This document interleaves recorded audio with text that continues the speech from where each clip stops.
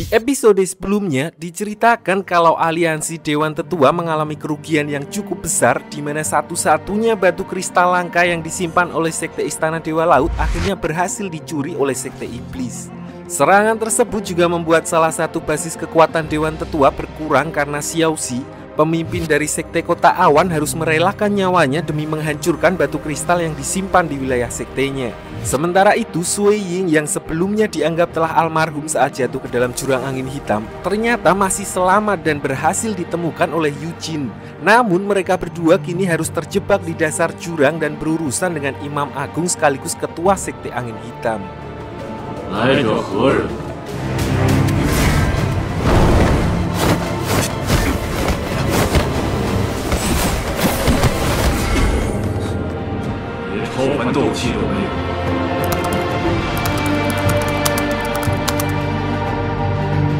Sui Ying di sini sama sekali tidak menyadari kalau ketua Sekte Angin Hitam sebenarnya adalah Imam Agung Serikat Iblis yang sedang menyamar sekaligus menjadi dalang di balik penculikan beberapa murid di Akademi Changfeng sebelumnya. Tidak hanya itu, Dewa Iblis juga memerintahkannya untuk menangkap Sui Ying. Namun sebelum melakukan hal itu, dia harus memastikan dulu bahwa Sui Ying memiliki darah purba agar kekuatannya bisa berguna bagi mereka. Di sisi lain, diperlihatkan Qingxi dan Jirong yang telah kembali ke kediaman Guru Bai, di mana dia lalu memohon kepadanya untuk diajarkan ilmu sihir tingkat tinggi, yaitu teknik petir, kepada gurunya tersebut. Qingxi menganggap bahwa setelah kepergian kakaknya, maka dialah yang harus bertanggung jawab memimpin klan Elang Salju, dan sebagai pemimpin, dia pun wajib mempunyai ilmu bela diri yang tinggi agar bisa melindungi klannya sendiri.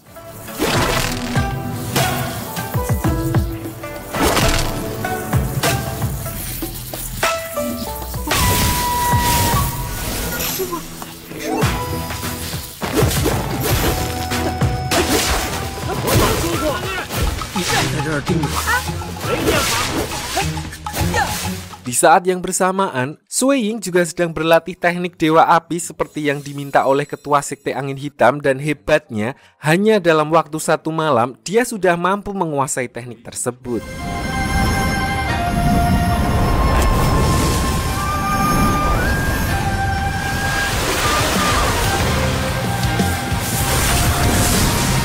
Walaupun apa yang dilakukan Sui Ying bisa dibilang sangat mengesankan, namun kekuatannya masih terbilang biasa saja karena dia tidak melatih level kultivasinya sampai ke tingkat lanjut. Oleh karena itu, ketua Sekte Angin Hitam lalu menawarkan diri untuk membantu Sui Ying meningkatkan kekuatannya mencapai tahap suci. Namun dengan syarat, Sui Ying harus setia mengabdi kepadanya jika dia telah berhasil sampai ke tahap tersebut. Walaupun Sui Ying menolak tawaran tersebut karena dia masih mempunyai prioritas, yaitu menyelamatkan ibunya, namun ketua Sekte Angin Hitam tetap bersikap santai dan tidak memaksa Sui Ying agar tidak mengundang kecurigaannya. Dia pun mempersilahkan Sui Ying untuk tinggal di wilayahnya sesuka hatinya karena menurutnya tidak akan ada orang luar selain anggota Sekte Istana Dewa Angin Hitam yang bisa keluar masuk dari tempat tersebut, kecuali mereka yang telah mencapai tahap kultivasi suci.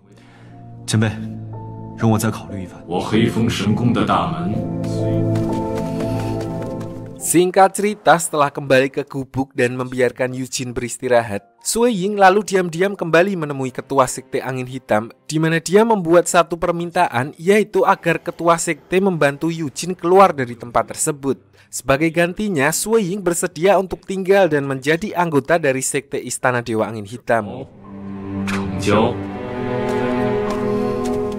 Ternyata tidak berselang lama setelah Sui Ying pergi menemui ketua sekte, Yu Jin yang akhirnya terbangun juga memutuskan untuk melakukan hal yang sama dan pergi menemuinya. Namun mereka berdua tidak menyadari kalau sebenarnya mereka telah masuk ke dalam perangkap ketua sekte dan menjadi tahanannya.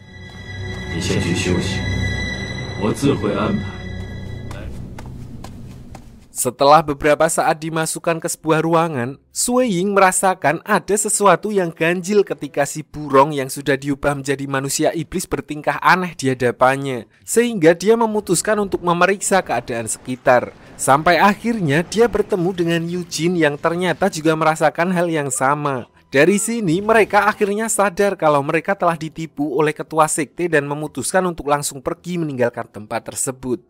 Sayangnya gerak-gerik mereka berdua langsung diketahui oleh ketua sekte yang akhirnya membuat mereka harus berhadapan dengan ketua sekte dan pasukannya.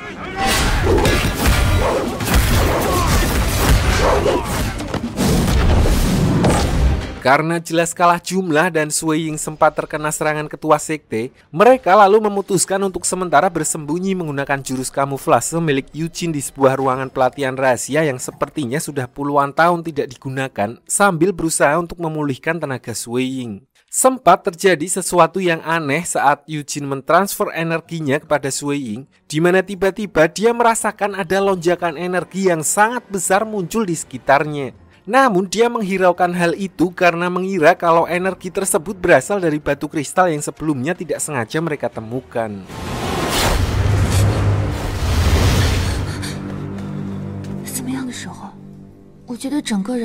Scene lalu beralih ke Akademi Changfeng, di mana diperlihatkan Yu Wei yang memutuskan untuk pulang ke kediamannya dengan ditemani oleh Yang Bo karena saat itu semua orang sedang sibuk menyelidiki penyerangan yang dilakukan Sekte Iblis sebelumnya.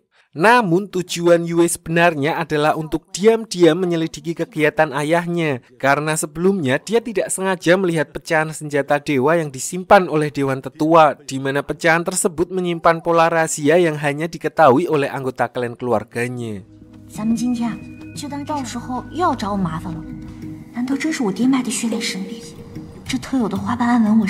Kecurigaan Yue pun semakin menjadi-jadi karena saat sedang diam-diam memeriksa ruang kerja ayahnya, dia secara tidak sengaja mendengar percakapan tangan kanan ayahnya dengan seseorang yang datang untuk menagih uang setelah mengetahui kalau klan Kong baru saja menjual beberapa pucuk senjata dewa. Dan yang lebih mengejutkan lagi, mereka melihat orang tersebut lalu dihabisi oleh prajurit klan Kong setelah mengatakan hal tersebut.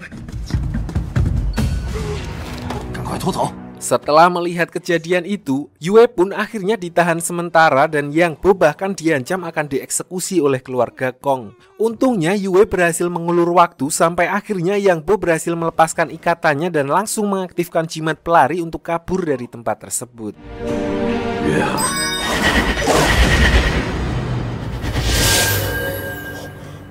Malam harinya, mereka berdua lalu melakukan penyamaran dan menakut-nakuti tangan kanan ayahnya Yue menggunakan jimat penyamaran milik Yang Bo untuk mencari tahu kepada siapa senjata dewa itu dijual dengan maksud untuk menebus kesalahan sang ayah.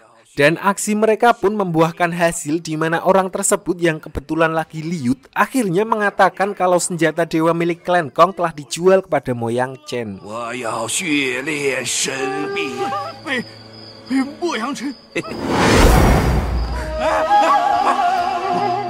Kembali ke Sui Ying dan Yujin setelah merasa kondisinya sedikit membaik, mereka lalu melanjutkan pelariannya dan menerobos para penjaga untuk mencari cara keluar dari tempat tersebut. Sayangnya karena buta map, mereka akhirnya terpojok dan harus beradu skill dengan ketua sekte yang sudah mulai kehabisan kesabaran dan menyerap energi spiritual dari para prajuritnya.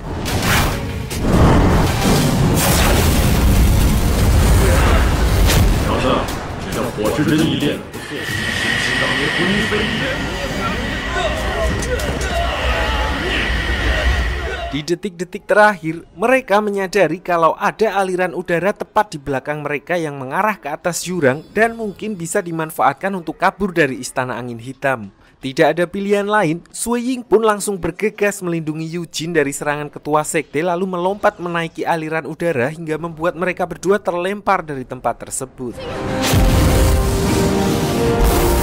Namun di samping membuat Sui Ying terluka, serangan ketua sekte sebelumnya justru membangkitkan kekuatan terpendam Sui Ying dan membuat level kultivasinya berevolusi sampai ke tahap suci yang orang-orang katakan mampu menyatu dengan misteri alam. Di mana kejadian itu juga memunculkan fenomena langit yang menandakan telah lahirnya pendekar level suci yang baru di dunia persilatan.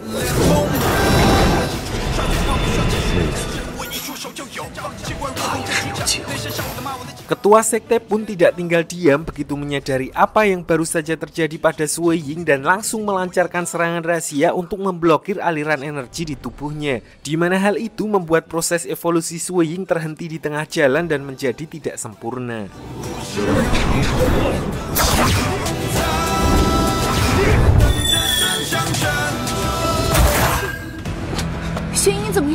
Setelah berhasil keluar dari jurang angin hitam, Eugene lalu bergegas membawa Sui Ying kembali ke Akademi Changfeng dan menceritakan apa yang baru saja terjadi. Di mana hal itu justru membuat orang-orang yang sebelumnya menyaksikan fenomena langit menjadi bertanya-tanya karena setelah dicek, tidak ditemukan adanya tanda-tanda energi kultivasi suci di tubuh Sui Ying. 我没有发现雪鹰体内有超凡斗气。的时候突破成了超凡。什么？雪鹰成了超凡？ Para dewan tetua yang mengetahui kalau ternyata di dalam jurang angin hitam terdapat sebuah sekte yang mencurigakan, mereka lalu memutuskan untuk menginvestigasi istana angin hitam dan mencari tahu siapa sebenarnya ketua sekte angin hitam yang telah menyerang dan menutup aliran energi di tubuh Sui Ying. Namun sebelum itu, mereka membiarkan Sui Ying untuk lebih dulu memulihkan diri karena tubuhnya masih terlalu lemah akibat luka dalam yang dideritanya. 你现在没有超凡的迹象，静秋说的对。是。 Di sisi lain, diperlihatkan Yang Bo dan Yu Wei yang kini telah berada di wilayah klan Moyang untuk melanjutkan penyelidikannya, di mana Yu Wei lalu melakukan penyamaran sebagai tamu yang diutus oleh keluarga Kong. Karena kebetulan saat itu Moyang Chen sedang melakukan acara halal bihalal di kediamannya. Di sana, Yu Wei dan Yang Bo kembali melakukan sandiwara dengan berpura-pura ingin menjalin kerjasama dengan Moyang Chen sambil tipis-tipis memancing pertanyaan tentang aktivitasnya di sana. Yang mana dari percakapan itu, mereka berhasil mendapatkan info tentang lokasi bengkelas Handayani yang biasa membuat berbagai macam senjata untuk klan Moyang. 东乡湖的炼金作坊，边吃边聊。 Kembali ke Akademi Changfeng, diperlihatkan Sui Ying yang lukanya sudah mulai membaik, akhirnya kembali ke jurang angin hitam bersama dengan dewan tetua dan yang lainnya untuk memulai investigasi. Namun begitu sampai di sana, tempat itu sudah kosong dan seperti ditinggalkan dengan tergesa-gesa. Lalu saat sedang memeriksa keadaan sekitar, Si Ho tidak sengaja menemukan gantungan kunci milik si burong yang menegaskan kalau para murid akademi yang diculik sebelumnya ditahan di tempat tersebut. 你们过来看，那天晚上的确有个黑甲骑士，四个龙的玉佩为什么在这儿？ Si Ho pun seketika emosi begitu mengetahui hal itu yang seolah-olah hanya adiknya lah yang paling penting di antara semuanya, di mana dia menyalahkan Sui Ying karena tidak langsung memberitahu kabar yang menurutnya sangat penting itu. Yang padahal Sui Ying sendiri pun tidak tahu kalau sebelumnya di sana juga ada orang-orang dari Akademi Changfeng yang ditahan sama seperti dirinya. Agar tidak membuang-buang waktu, mereka lalu kembali berkeliling untuk mencari petunjuk lainnya, sampai akhirnya mereka menemukan sebuah retakan besar di dasar jurang yang dicurigai sebagai tempat keluar masuk orang-orang yang sebelumnya bersembunyi di sana. Lalu mereka pun bergegas menuju Aula Longsan untuk mencari daftar orang terkuat di negara Longsan yang kira-kira mampu untuk membuat retakan sebesar itu. Karena dikatakan tidak semua orang akan mampu melakukan hal itu, bahkan para tetua dari 6 sekte penjaga sekalipun. 而司良红则是因为南秦城的神魔解，如今这5人已经死了。向庞云、单大侠。 Ketua An selaku pemimpin Aula Longsan lalu membuka daftar 5 orang yang dikatakan punya kekuatan besar di negara Longsan. Namun 3 diantaranya telah lama meninggal dan hanya menyisakan 2 orang, yaitu ibunya Sui Ying yang sudah sejak lama ditahan di penjara klan Moyang dan Bibi Liang, bibinya Si Ho, yang kekuatannya baru saja terkuras setelah mempertahankan sumur iblis dari serangan pendeta kedua dan antek-anteknya. Sehingga kecil kemungkinan kalau salah satu di antara mereka yang menyebabkan retakan di jurang angin hitam. 就要从20多年前。 Namun ketuaan berkata bahwa ada 1 orang lagi yang kemungkinan menyembunyikan kekuatan yang sangat besar di negara Longsan. Dia adalah Guru Bai, seorang kultivator misterius yang sangat jarang berbaur di masyarakat yang tidak lain adalah gurunya Jingxi. Ketuaan bercerita bahwa beberapa tahun setelah perang besar dengan Sekte Iblis, Guru Bai sempat mendatangi Aula Longsan dan meminta daftar orang terkuat untuk diajak berduel. Namun setelah berhari-hari mengamati pergerakannya, Guru Bai sama sekali tidak pernah menunjukkan kekuatan aslinya dan hanya berdiam diri di depan kediaman orang-orang tersebut. 实际上每日不过是待在这些高手的门前，我从未见其展示过真正的实力。 Mendengar cerita itu, Ketua Sekte Kuil Air Tao curiga kalau orang yang dimaksud sebenarnya adalah kakak seperguruannya yang telah mengganti identitas dan menghilang dari dunia persilatan. Jadi diceritakan kalau 20 tahun silam saat ketua sekte masih menjadi murid biasa di sekte Kuil Air Tao, dia mempunyai kakak seperguruan yang digadang-gadang akan menjadi pemimpin sekte selanjutnya. Namun saat perang besar terjadi, dia terkena racun iblis yang lama-kelamaan memburuk. Setelah perang berakhir, orang itu pun memilih untuk meninggalkan sekte dan mengasingkan diri karena tidak ingin memperburuk reputasi sekte Kuil Air Tao.